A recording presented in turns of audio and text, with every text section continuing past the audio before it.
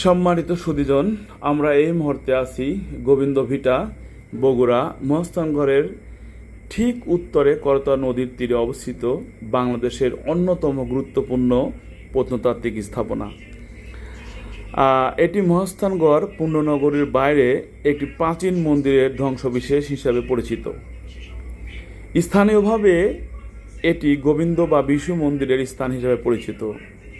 যাই হোক, যদিও তেমন কোনো প্রত্নতাত্ত্বিক প্রমাণ মেলেনি। তো যাই হোক, এটি বাংলাদেশের একটি গুরুত্বপূর্ণ স্থাপনা, ঐতিহাসিক নিদর্শন, বহু প্রাচীন একটি নিদর্শন। তো আপনারা যারা এখনও আসেননি, এখানে এসে ঘুরে যাবেন এবং বাংলাদেশের অতীত সময়ের যে স্মৃতিগুলো রয়েছে, ঐতিহাসিক স্থাপনা, সেই বিষয়গুলো আপনারা দেখবেন। তো আমরা মোটামুটি গোবিন্দ ভিটার এক পাশ দিয়ে ঢুকে আর এক পাশ দিয়ে বের হয়ে এখন আমরা চলে যাচ্ছি। ওই যে আমাদের স্যাররা কিন্তু সামনে চলে গেছে।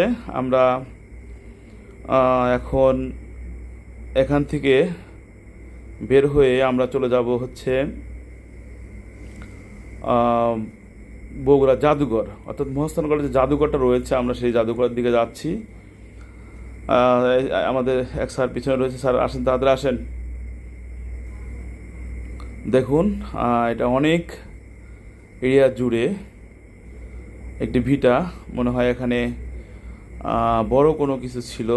যাই হোক, সেটার ধ্বংসবিশেষ রয়েছে। আমরা এখন রাস্তা পার হয়ে রাস্তার উপর আমরা মহাস্থানগড় জাদুঘরে প্রবেশ করব।